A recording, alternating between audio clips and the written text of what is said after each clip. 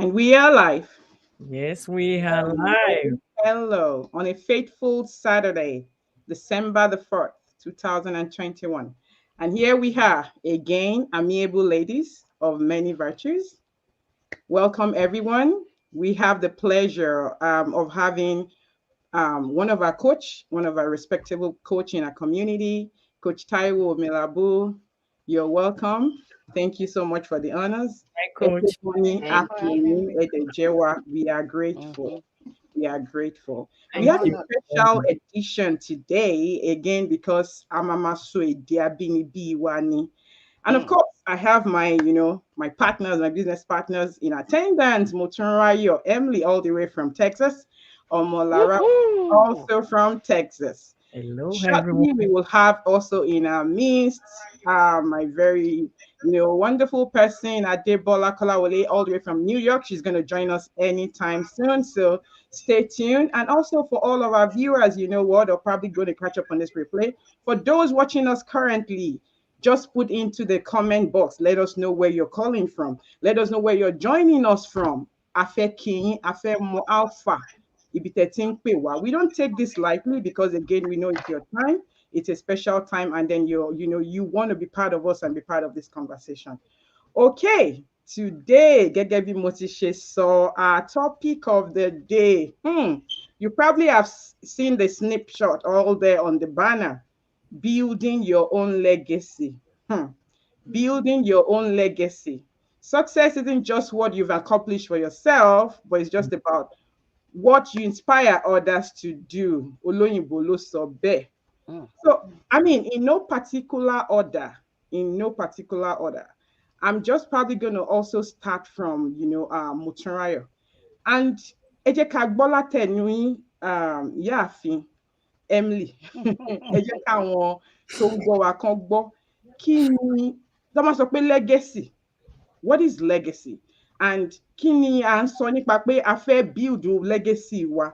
Kí là ń sọ pàápàá? Ibo gan là ń mọ́rọ̀ yẹn lọ? Mm. Ẹ̀sìn àwọn tó ń gbọ́ wa, ẹ jẹ́ kán gbọ́ nǹkan tá à ń sọ.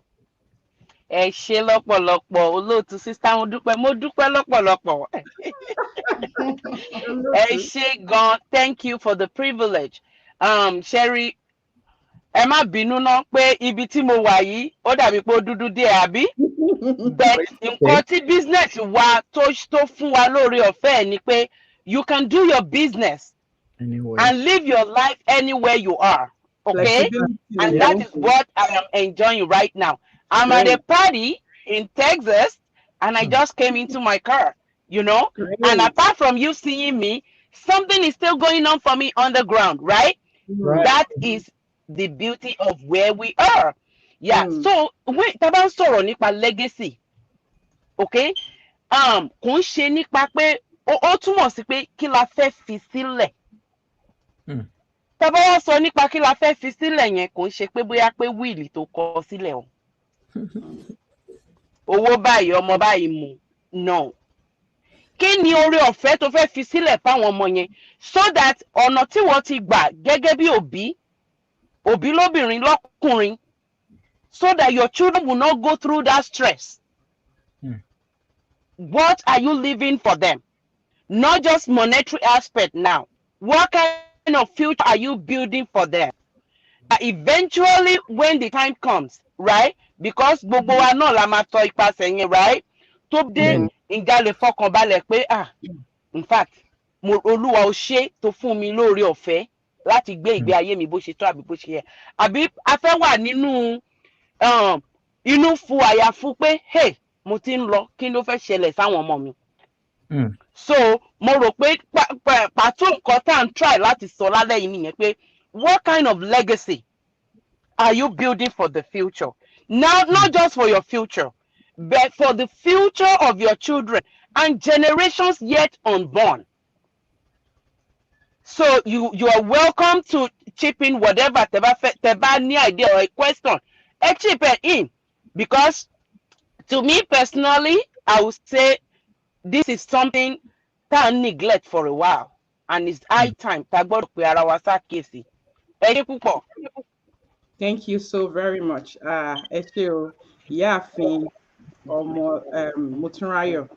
Thank you so much. And I also like to welcome Adebola Kolawole. She's just joining us in here right now. Hello, sis. Hello. Come on, board. Hello. Hi. Yeah, so we literally just started 5 minutes into the go live. And mo tún ráyọ̀ ṣàlàyé fáwọn tó ń gbọ́ wa nílé lóko àti lọ́ọ̀dẹ̀ wípé legacy túmọ̀ sí nǹkan tí èmi ẹ̀yin àbáwọn tó ń gbọ́ wa fẹ́ fi sílẹ̀ fún àwọn ọmọ wa nígbà tí wọ́n bá pẹ̀yìn dà. At this junction, I'm going to have to, I'm going to throw back the baton and give it back to Adebola because I know she's, prepared and she's going to take this audience and take this, life to a place where we are all, interested in. So I'm going to hand it over back to her. Adebola, please take us home. Thank you. Thank you very much. Sorry for the delay in coming on live. All right, so we started. We're talking about legacy today. So, what is legacy? I don't know if anybody have already talked about that. What legacy is? Kini legacy, kini. What are we talking about? We need to have a legacy. You can have legacy sílẹ̀ fún yàn kan and all that, for your family or build a legacy and that. So, what are we talking about? What is it all about? Is it something that is necessary that we must do? Should I bother myself about it? Maybe somebody can just tell us what legacy is. I don't know if you've already discussed about that. Bẹ́ẹ̀ni, a tiẹ̀ ti sọ̀rọ̀ lórí ìyẹn kẹ́ tó wọlé dé. Ìyẹn náà ni mo tún ráyọ̀ ṣàlàyé fún wa wípé ó túmọ̀ sí nǹkan tá a gbọ́dọ̀ fi sílẹ̀ fún ọmọ nígbà tí a bá máa fi pẹ̀yìn dà pé ó ṣe kókó, ó ṣe pàtàkì. Okay, thank you very much. And again, legacy is not only about pay even ourselves or our family. It's also something that we must leave behind, like a mark. We just live the life, wake up, eat, go to work, take care of our family without even leaving a mark behind. And in a lot of ways, financially, with family, in our career, in our job, in all those areas. So we're going to talk about our areas where we can leave our mark behind. We can, make an impact in our world. Àwọn èèyàn á rí pé okay o, èèyàn yìí máa ṣe báyìí, èèyàn yìí máa ṣe báyìí, kì í kàn ṣe pé àdánìkan jẹ, àdánìkan ṣe nìkan la kàn wá, la wá sáyé wá ṣe. So àwọn kan tá máa sọ̀rọ̀ nípa náà lénìí nìyẹn. So ẹ yẹ kí n pe àlejò wa pàtàkì. We call her Coach Taiwo.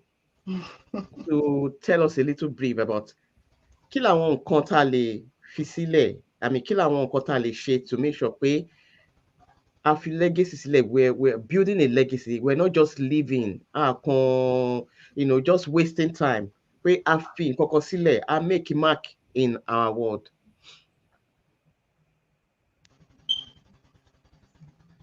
Yeah. Gẹ́gẹ́ bí Motúnráyọ̀ ṣe sọ, when we are talking about legacy, it doesn't have to stop with money or financial assets, right? And either we like it or not, we are fair, we are co, and for legacy, as we live, we are living a legacy. In our day-to-day activity, we are living a legacy. That's right. So it now depends on us. Irú legacy wo la ń fi lélẹ̀? Ṣé eléyìí táwọn ọmọ wa máa dé bá lọ́la tí inú wọn máa dùn ni? Àbí eléyìí tí àwọn ọmọ wa máa dé bá tí wọ́n máa tọ́ka sí pé ìyá ẹ̀ báyìí báyìí ló ṣe rí, bàbá ẹ̀ báyìí báyìí èèyàn burúkú ni. So a gbọ́dọ̀ decide pé okay o, àbí ká ro nǹkan tá à ń ṣe lọ́wọ́lọ́wọ́ yìí àti bá ṣe ń gbé ìgbé ayé wa.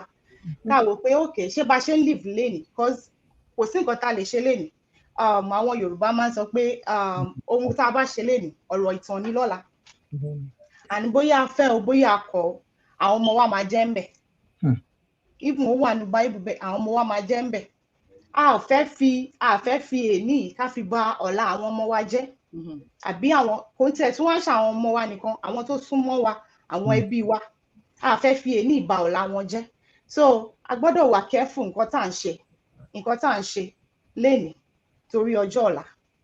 So now coming to the financial aspect of it, nǹkan tó máa ń bà mí lẹ́rù jù, especially ní America tá wà yìí, òun ni college fund. Mo máa ń rò pé àwọn ọmọ tó ṣẹ̀ṣẹ̀ ń bọ̀ ní jíǹjì ayé wọn tí wọ́n dẹ̀ fẹ́ lọ léèwé responsibility àwọn òbí wọn ni àbí. Bẹ́ẹ̀ni. Kí ni plan ta ní ahead fún àwọn ọmọ yẹn? Àbí a fẹ́ káwọn ọmọ yẹn lọ tọ́run bọ́ gbèsè torí pé wọ́n fẹ́ lọ sí college, àbáwa náà máa lọ tọ́run bọ́ gbèsè. Kọ́lọ́run má jẹ́ ká rí nǹkan tí ò dá, tí nǹkan tó bá ṣẹlẹ̀ sí wa ńkọ́, kí ló máa ṣẹlẹ̀ sáwọn ọmọ yẹn? So a ní láti build ẹ̀ náà. Owó, financial aspect ó ṣe pàtàkì náà, financial legacy ó ṣe pàtàkì. Tá a bá fẹ́ fi nǹkan gidi lẹ̀ fáwọn ọmọ wa, a máa ronú nípa owó àti ọjọ́ ọ̀la náà. Kò sí like I said, Ọlọ́run má yẹ kí nǹkan tí ò dá ṣẹlẹ̀ sí wa. Kò sẹ́ni tó máa ń plan pé àbí tó fẹ́ kí nǹkan tí ò dá ṣẹlẹ̀ sóhun. But we never can tell. A kì í ṣe Ọlọ́run. Ọlọ́run ló mọ̀ gbà àti àkókò. Ọlọ́run kó fún gbogbo wa lẹ́mìí gígùn. Kó jẹ́ ká jèrè àwọn ọmọ wa, kó jẹ́ ká jèrè iṣẹ́ ọwọ́ wa. Àmọ́ kí ni nǹkan tá à ń ṣe láti secure future àwọn ọmọ yẹn?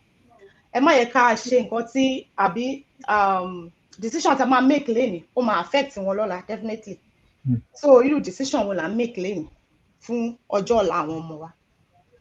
So thank you very much, Coach Taiwo. Thank you very much. That was, very detailed, and they were very important.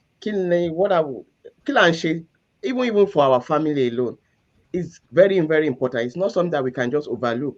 I need that plan. I need that plan. Oh, bring about this kind of results. So so building a legacy is not just building anything. We need to build a legacy that will last. And when we talk about this also, there are a lot of things. Tani that zero. I want to say, help Walatile achieve building this legacy. Kini àwọn kan náà? Kini ani that àti tọ́ka sí pé in this area this one should be in place. In this area this one should be in place. Or ṣé financial legacy la fẹ́ kọjú sí ni? Or ṣé legacy pé in my career, or is it business wise, or whichever area? So that they will okay, we must leave something behind. So Madam Molarauti, okay. Legacy. When we talk about legacy, bí Coach Taiwo àti Moturanshi sọ, nǹkan tá bá filẹ̀ fún àwọn ọmọ, not only fún àwọn ọmọ nìkan, àtàwọn tó súnmọ́ wa, ojúlùmọ̀, ọ̀rẹ́, family, and ká tó lè ṣe yẹn, ká tó sọ pé a fẹ́ fún anybody ní ká tó lè anything fún anyone as a legacy, the first thing tèmi lérò wípé a lè kọ́kọ́ filẹ̀ is the gift of Holy Spirit. Gbogbo àtàwọn mi báyìí ọmọ Ọlọ́run ni wá. Ṣé mọ̀, a fẹ́ fi nǹkan lẹ̀ fọ́mọ, a fẹ́ fi nǹkan tọ́mọ máa dé bá. Tí nǹkan téèyàn bá ní, let's assume, okay, let's say èèyàn ní huge estate, right? Ó wá fẹ́ fi kíní yẹn lẹ̀ fún àwọn ọmọ. Táwọn ọmọ ò bá ní ẹ̀mí Ọlọ́run nínú, wọ́n máa ṣe kíní yẹn báṣubàṣu ni. Tẹ́ni yẹn gan bá ti lọ síbi tó máa lọ ní ọjọ́ iwájú, a máa wò pé inú ẹ̀gbọ́n á máa bàjẹ́ pé àwọn ọmọ tí mo fi kíní ilẹ̀ fún wọn ṣe kíní ìlẹ̀, but tó bá ní the spirit of, tó bá ní the gift of Holy Spirit nínú wọn, nǹkan téèyàn bá fi sílẹ̀ fún wọn, àwọn gan máa tún multiply lé lórí ni. Then coming back to what you said, iṣẹ́ tá à ń ṣe ọ̀pọ̀lọpọ̀ nu wa, ṣe mọ̀, most of us, kó torí parí business yìí 9 to 5 ní gbogbo wa ń ṣe. Ẹlòmíì ṣiṣẹ́ 2, ẹlòmíì ṣiṣẹ́ 3. And tabadẹ wò dáadáa, license tó ní kálukú ní, be you doctor, be you lawyer, any profession tó ní kálukú bá wà, ṣe mọ̀ pé license yẹn a lè fi lọ́mú lọ́wọ́, kò ń ṣe nǹkan tá lè fi sọ pé okay o, legacy tí mo fẹ́ filẹ̀ fọmọ lílé. Èmi wá believe nínú pé kéèyàn ní business, ṣe mọ̀ téèyàn bá ní business tààrẹ̀ tó dẹ̀ ń work towards pé okay o, kíní yìí mo fẹ́ kó di ńlá. Tó bá di ńlá, àwọn ọmọ yẹn gan èèyàn máa mójútó, ó dá káwọn ọmọ lọ sí school torí gbogbo àná la kàwé, kò sẹ́ni tí ó kàwé nu wa. Ṣe mọ̀, nǹkan táwọn òbí wa nǹkan táwa náà gbà lọ́wọ́ àwọn òbí wa nìyẹn. Though many of us lè má ní òbí tó ní company bíi Dangote for instance, ṣe mọ̀, Dangote ń sìn, níbo lọmọ ẹ fẹ́ lọ, ṣó fẹ́ lọ máa wáṣẹ́ kiri ni, ọmọ ìlú lọ máa wáṣẹ́ kiri. So àwa tí àwọn òbí wa fún wa ní education ká tó wá sílùú yìí, then àwa náà ẹ̀tọ́ wa ní pé ká fún àwọn ọmọ wa ní education tá a bá fún wọn, òun ló máa jẹ́ kán lo that legacy nǹkan tá a filẹ̀ fún wọn yẹn, ló máa, then with the spirit, with the gift of Holy Spirit, then pẹ̀lú education táwọn gan ní on their own, òun ló máa jẹ́ kán lo nǹkan tá a bá filẹ̀ fún wọn yẹn, kán lo dáradára. then tábà ní ká fi iṣẹ́ 9 to 5 sílẹ̀ a lè filẹ̀ fọmọ lọ́wọ́ a lè filẹ̀ ọmọ lọ́wọ́ like I said, then business is a thing tèmi feel pé àwọn èèyàn lè look into. Tó bá look into business, I mean as the business is growing, táwọn ọmọ lọ sí school tán jáde kọ́ńtẹ̀ tó jáde gan lèèyàn máa ti mójú wọn wọnú business yẹn pé ọmọ mi o nǹkan báyìí mo fẹ́ kí ẹ fojú sí. Tán bá fojú sí àwọn náà lè gbé from there, and àwọn nìkan kọ́ ló máa jàǹfààní, àwọn ọmọ tí wọ́n gan tí wọ́n ì tí ì bí wọ́n á jàǹfààní nínú ẹ̀. Àwọn ará àta bóyá ẹ mọ̀ tíyàn bá ní business Ọlọ́run á ṣe I mean business yẹn máa increase ó máa tóbi, then you can even look into okay àwọn ọmọ tó fẹ́ ràn lọ́wọ́ kò ní jẹ́ family èèyàn kò ní jẹ́ extended family èèyàn nìkan, I mean á jẹ́ ará àta like bóyá ẹ fẹ́ ṣe fún àwọn motherless home, ẹ fẹ́ ṣe fún àwọn aláìní, àwọn opó and things like that. So I would say having a business is a good thing, and that's the only way tá fi lè lay a good legacy fún àwọn ọmọ, not iṣẹ́ tá à ń ṣe right now tá à ń ṣe lọ́wọ́lọ́wọ́ báyìí. Thank you. Ẹ ṣeun gan. That was another very good insight. Leaving a legacy for our children, creating a financial stability for them, because that is àti sọ̀rọ̀ nípa legacy, àti sọ̀rọ̀ nípa education, àti sọ̀rọ̀ nípa material things, nípa the importance in it that people see us that we've done something either in our society, but now the most important one that I really concentrate on is your family. Kí la fẹ́ fi sílẹ̀ fún family, so pé tábà tiẹ̀ sí bíbá ìmọ̀ kò sí pé bóyá ìyà máa jẹ wọ́n àbí bóyá àwọn máa sá sí bíbá sá síbẹ̀ yẹn, that is very important. And Omolara has already started with talking about business, so I want Modupe to chip into that. What in the area of business, in the area of the financial legacy, which is the major thing apart from a good name that we've already given our children or our family, the main thing because I was looking at the word legacy to even talk, see, I mean by building a legacy. Most of them were talking about, maybe you left estates, like you left a will, something that will take care of them that they won't have to worry about. So Kini, and other things that we can do to make sure that the future of our children are secured based on our own doing, our own effort while we're here. Yeah, thank you so much. Alakokono, I'm just going to probably buttress on what has already been said, because I know Mulara mentioned, teaching a child in the way of the Lord, because omotaba koleni onikoni ko ile ta to mama fi dollar. So which is really critical, no matter how much, we want to build this empire, and we are very intentional about it, and we are very determined about it.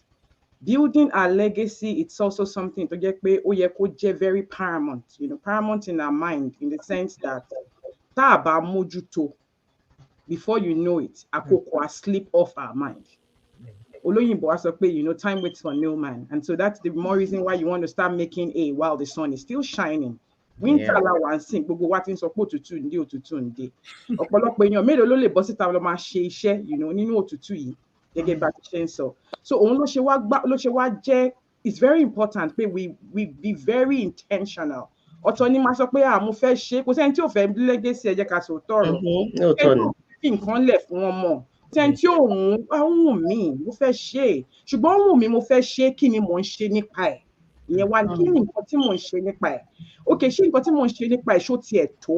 Ṣó dojú ó kúnjú wọn, àbí I have to do more? Àbí bí mo tiẹ̀ ṣe ń ṣe kò tí ì tó náà? Ṣé mo wá ti wá, am I so discouraged and I'm like, I'm so laid back?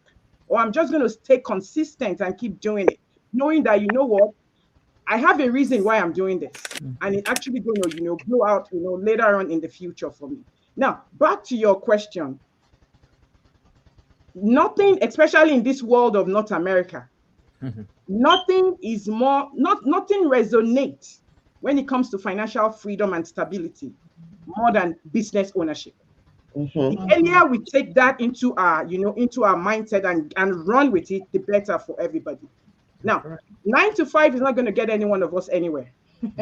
Fine, it will get us by. We will be comfortable. Comfortability will not establish any legacy. Period. For those of you listening to us or catching up on this replay, I am comfortable will not really establish my legacy.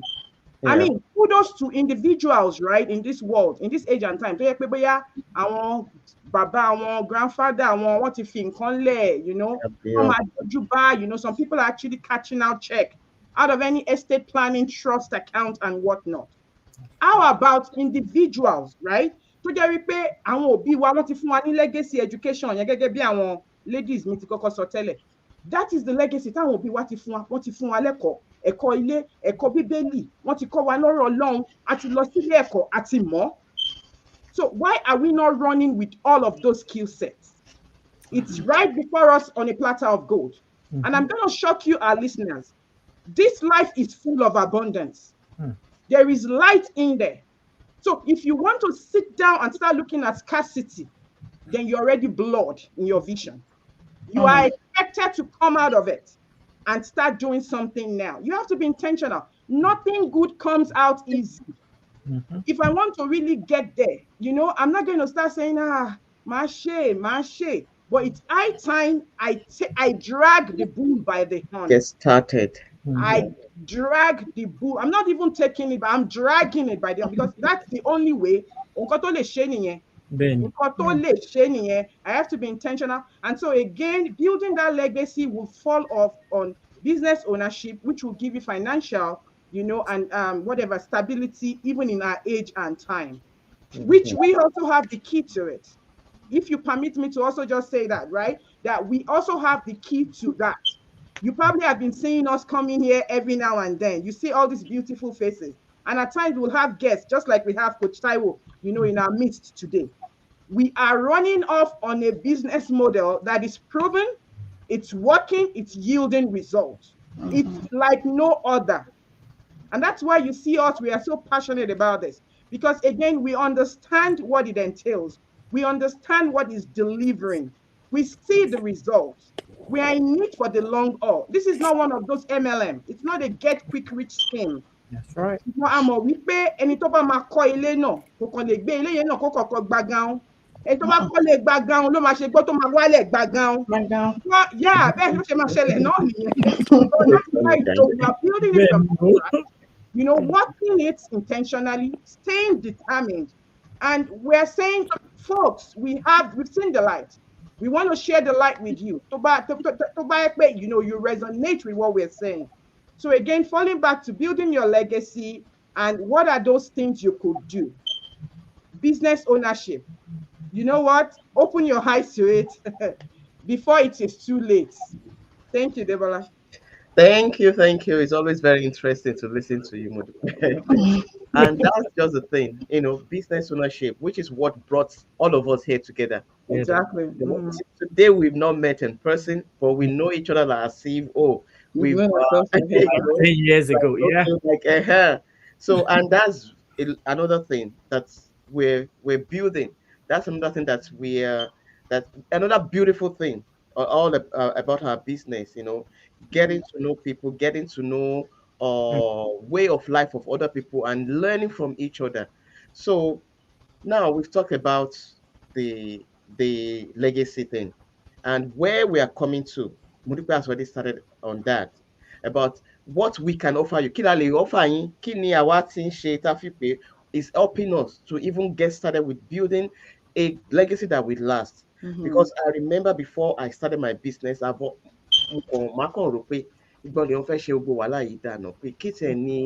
the next 10 years, I mean, where will I be? If I'm going on with my regular job and everything, what is going to happen at this point in time? In 10 years, no? Planning, you know, and I'm going free on concern.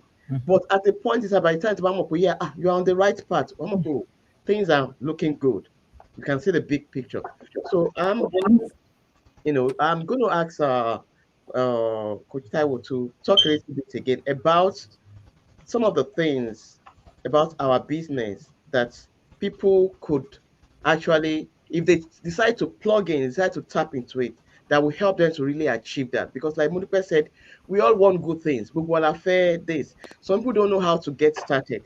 I want me more bit of my group. I want me who are concerned. I want me who are afraid, you know, this and that. But just talk a little bit about the kind of business we do and how it could help people to get on with, building a lasting legacy for their family, especially. All right. Ẹ ṣé ìyáàfin Adébọ́lá. Okay. Digital business la wá ń ṣe. Online la ti ń run business wa. Ibi tá a bá dẹ̀ ń lọ, business wa ń tẹ̀lé wa lọ ni. Bẹ́ẹ̀ni o. A dẹ̀ ń sùn báyìí, business wa ń ṣiṣẹ́ lọ ní lábẹ́nú. A ní ìdá àti stress ara wa. Irú nǹkan tá a fẹ́ nìyẹn, ìfọ̀kànbalẹ̀. Business tó máa fún wa lọ́kàn balẹ̀. Tó máa jẹ́ ká ní time fọ́kọ àtọmọ àtẹbí àti ṣe àwọn nǹkan míì tó tí a need láti ṣe. Kò ń ṣe iṣẹ́ bójí ojí mi. Mo ń drive, mo lọ drop àwọn ọmọ mi sí school ní last week. Mo rí woman kan. Ojú títì ló park sí. Ló ti ṣí ilẹ̀kùn mọ́tò, ó ṣí ti bí ó ṣí tọ̀hún sílẹ̀. Ó ń try láti adjust car seat ọmọ nínú kìíní, ó ń sáré láàárọ̀ kùtùkùtù. Ó fẹ́ máa lọ síbi iṣẹ́. Mo wo mo rí mo ní ọ̀nà míì dẹ̀ wà. Tọ́dọ̀ kó ní ká ṣe gbogbo eléyìí. Ọ̀nà míì wà tá a lè gbé gbà. Àwọn kan nǹkan tó máa ń bá fún mi ni pé àwọn kan wọ́n ti wire mind wọn sí 9 to 5 job. The regular job. Believe regular, like this is the traditional way of doing things. Like we can't change it. So tó bá rí irú àwọn àbá ìtàn sọ pé okay ọ̀nà kan rèé o.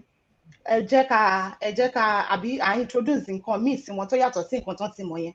Wọ́n kàn máa wò yín bí ẹni pé kí ló ń sọ.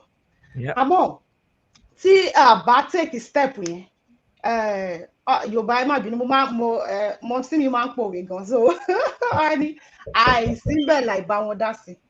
Tó o bá dẹ̀ wọlé, tó o bá take step, o lè mọ nǹkan tá à ń ṣe. Kò lè yí ẹ dáadáa. Ìta máa fẹnu ṣàlàyé fún ẹ gan, kò lè yí ẹ. O ní láti wọlé kó o rí bó ṣe ń lọ, kó o bóyá nǹkan akọ̀ǹsọ náà ni o, kò ń ṣe fún gbogbo èèyàn. Kò ń ṣe fún gbogbo èèyàn. Gbogbo èèyàn kan ló lè ṣe. Bọ̀ kọ́kọ́ wọlé náà kó o wò bóyá nǹkan tó lè ṣe ni. Okay, báyìí la ṣe ń ṣe o, bọ́n ṣe ń ṣe leléyìí. Wọlé, register pẹ̀lú orúkọ ẹ àti email address ẹ lórí àwọn website address wa tẹ́ ń wò lórí screen yẹn. Register síbẹ̀. Then wàá mọ next step, wàá mọ nǹkan tó kàn láti ṣe. Tí wọn náà máa fi ní business bí irú tiwa yìí, tí wọn náà máa fi ní online business tó lè ṣe. O ní gbogbo gbala máa ń sọ lé, o ní ìdásí jẹ́ computer savvy kó tó ṣe business yìí. Gbogbo step by step trainings wà. Gbogbo nǹkan tó need láti succeed nínú business yìí, gbogbo ẹ̀ ló máa kọ́ ẹ. Eléyìí ò dẹ̀ ṣe, I think Adébọ́lá said it already that kò ń ṣe, it was Modúpẹ́ that said, this is not a get rich quick business. Ẹ má yẹ ká tanra wa. Ẹ tó bá ń wá sógúndogójì kò súnmọ́ wájú. Business wo ń ṣe sógúndogójì. Ẹ má bínú pé ohun mi fẹ́ le. Ó ṣe sógúndogójì. Kọ́sẹ́ ẹlòmíì máa ní okay o. Àwọn fẹ́ ṣe business, ṣe bẹ́ẹ̀ ní ká wá ṣe business ni ó yá mo ti dé. Okay. Wọ́n náà ti dé, wọ́n fẹ́ wọlé. Wọ́n dẹ̀ expect pé káwọn wọlé lè ní. Wọ́n dẹ̀ bẹ̀rẹ̀ sí ní make owó lọ́la. Àwọn kì í ṣe rú ẹ̀. Ẹni tó bá ń wá rú ẹ̀, ó ń wá àwọn tó máa gbà ni. A dẹ̀ mọ̀ pé rọ́pọ̀ níta, nǹkan míì tí mo ti fẹ́ sọ nìyẹn, cause mi tó blame àwọn èèyàn tí wọ́n wà skeptical, tí wọn kì í fẹ́ gbọ́ kẹ́ tó gbedéwájú wọn, especially àwa tiwantiwa, kẹ́ tó tiẹ̀ gbedéwájú wọn lásán. Wọ́n ti jọ má gbé wá fún mi, mélòó tí mo ti ṣe. Ó mọ̀ pé mélòó tẹ́ ti ṣe, àmọ́ mo dẹ̀ mọ̀ pé irọ́ pọ̀ níta. Ṣùgbọ́n ṣé nítorí pé irọ́ pọ̀ níta yẹn, ṣé wá mì ní pé kò sí òótọ́ mọ́ níta ni? Òótọ́ sì wà níta. Tó bá dẹ̀ dán wò, ẹni tí ò bá ara rọ́, báwọn Yorùbá ṣe máa ń sọ mú sí òwe mi, ẹ má bínú. Ẹni tí ò bá ara rọ́ ò lè ra òótọ́. Kò lè ra òótọ́. So, bọ̀ tí wà kì í ṣe rọ́ o, òótọ́ ni. Nǹkan tó dẹ̀ ń trend lọ́wọ́lọ́wọ́ lélẹ̀. Gbogbo aládé mọ̀ pé ní ìsìn digital world ibẹ̀ láyé wà ń sin nǹkan tó ń trend nìyẹn. Gbogbo ẹni mélòó ló ń ṣe fine 9 to 5 job. Even gan wọ́n ti ń consider àwọn iṣẹ́ kan tó ti fẹ́ fi robot tó ti fẹ́ fi robot tó fẹ́ fi replace àwọn èèyàn. So kí la wá ń sọ? Yẹn tó bá sọ pé a fẹ́ build legacy, business wa yìí nǹkan tẹ̀lé fi lọ́mọ lọ́wọ́ ni. Tó bá yá tó bá ní wo mi ìfẹ́ máa rán ẹ̀ mọ́. Kọ́mọ mi bọ́ síbẹ̀ kó continue. Èèyàn kan sọnù wá ń sìn pé o lè bó ṣe ń ṣe lọ o lè máa fojú ọmọ ẹ̀ tó yes. O lè máa fi tó okay bá ṣe ń ṣe leléyìí o in case in anything like I said earlier anything ló lè ṣẹlẹ̀. I need láti build legacy yẹn fún wọn. Okay, at least eléyìí ti wà ńlẹ̀, ìfọ̀kànbalẹ̀ wà. èmi náà máa ń ronú bí ìyáàfin Adébọ́lá ṣe sọ lẹ́ẹ̀kan pé ọjọ́ mo fẹ́ ṣe lè dà ọjọ́ mo fẹ́ ṣe lè dà mi lè continue báyìí kò sí future nínú iṣẹ́ 9 to 5 kò sí future ń bẹ́ẹ̀ má jẹ́ ká tanra wa a ní láti ní nǹkan kan lọ́wọ́ and òun la the opportunity business opportunity yẹn là ń present báyìí táà sọ pé àwa especially àwa tá a jẹ́ tiwa ẹ jẹ́ ká já sí bí mo ṣe máa ń sọ ẹ jára wá sí ẹ ṣe láwọn òyìnbó yẹn business wa yìí kò kí ń ṣe fún dúdú nìkan o kò kí ń ṣe fún kò fi ń ṣe fún Yorùbá àbí Áfíríkà nìkan tẹ bá rí báwọn òyìnbó yẹn ṣe ń kóra wọn wọlé tó ń jẹ́ gbádùn wá dúdú mo mọ̀ nǹkan tó máa ṣe wá mo mọ̀ bí mo ṣe sọ lẹ́ẹ̀kan irọ́ pọ̀ ń ta o àmọ́ yìí ò ní pé òótọ́ ò sí òótọ́ sì wà ara àwọn òótọ́ yẹn mú lélẹ̀ ẹ jẹ́ káwa náà ká gbé báwọn ṣe sọ Yorùbá yìí ká gbé àìgbàgbọ́ àbí trust issue wa ká gbé sẹ́gbẹ̀ẹ́ káwa náà ká take leap of faith ká ní okay jẹ́ kí n tiẹ̀ wò jẹ́ kí n wò nǹkan tí wọ́n ṣe ń bẹ̀ because like Adébọ́lá said gbogbo wa yìí àti ìrira rí o but we are one big family adẹ̀pàdé tí rọ́bà wà ń bẹ̀ gbogbo wa yìí ẹ̀ ní rí wa àti ẹ̀ ní gbójú wa àwọn Yorùbá bẹ̀rù orí ara wa gan tó bá ti jẹ́ kíní báyìí mo ti sún sẹ́yìn èmi yìí mi ìfẹ́ wàhálà o mi ìfẹ́ wà but eléyìí ò ṣe oníwàhálà ó ní fọkànbalẹ̀ ó tẹ̀lé ṣe lẹ́niwẹ̀ẹ́ ni ẹ bá ti ní kọ̀mpútà internet ní handphone yìí ẹ ti connect mọ́ internet you are good to go ẹ ń lọ sí Africa ẹ ń lọ Nàìjíríà ẹ fẹ́ lọ jayé ẹ fẹ́ lọ gbádùn ẹ fẹ́ lọ vacation business yín tẹ̀lé yín lọ kí ló tún dùn tó yẹn jọ ẹ sọ fún mi kò sí nǹkan tó tún dùn tó yẹn.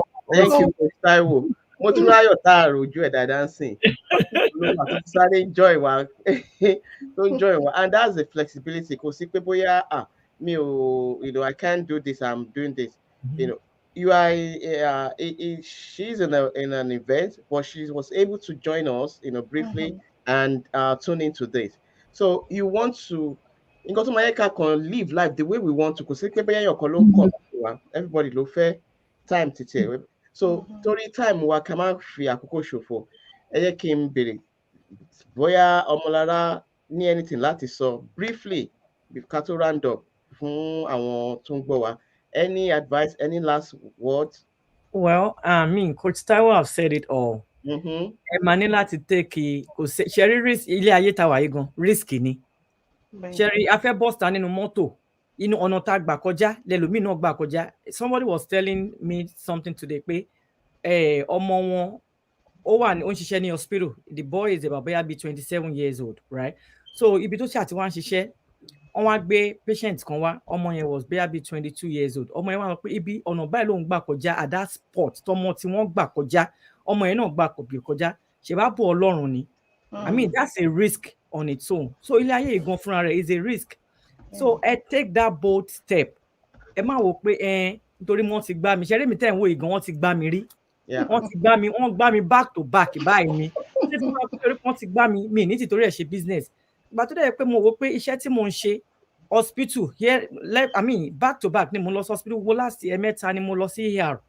nítorí pé kí nítorí stress and burnout pé stress ó ti wà lára mi kò sí time fọkọ kò sí time fún ara tèmi gan ibẹ̀ mo ti pé inú ara mi pé wá ṣe nǹkan tó yẹ pé at the end of the day kò ní sí pé o tún máa padà lọ sí hospital mo ṣe rò pé okay jẹ́ kí èmi náà rọra ṣe kí ni kí n wá nǹkan tí mo lè ṣe on the side and God so good Ọlọ́run mú business yìí come my way so ti máa pé nítorí pé wọ́n ti gbá mi wọ́n ti scam mi ní ṣe business ìjẹ́bẹ́ mo ní mo enjoy like Abolade said gbogbo wa àmọ́ra wa rí business yìí ló kó gbogbo wa papọ̀ and thank God so gbogbo ẹ̀yin tẹ́ ń gbọ́ wa nílé lóko ẹ̀yin tiwantiwa torí mo mọ̀ pé gbogbo àwọn Nàìjíríà máa ní kí ló ń ṣe gan kí ló ń wí pọ̀ scam ní ìṣẹ̀lẹ̀ business ẹ̀ wà lẹ́bàá ẹlòmíì tẹ́ ti sọ fún about the business àtúnṣe máa bear like over and over okay ẹ lọ sí website ibi tẹ́ máa ti kọ́kọ́ bẹ̀rẹ̀ nìyẹn go to the website tẹ́ ń wò lórí kíní screen yìí ẹ lọ ẹ register orúkọ yín àti email address yín tẹ́ bá register yín lẹ́ máa fi mọ̀ more lẹ́ máa fi wà well informed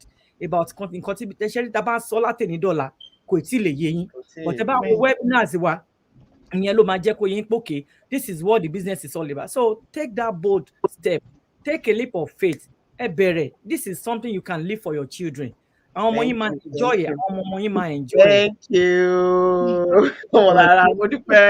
Your last word. ẹ gbà mí lákòókò kí n kàn sọ this final word. I mean, these Okay. beautiful ladies, they've done a wonderful job.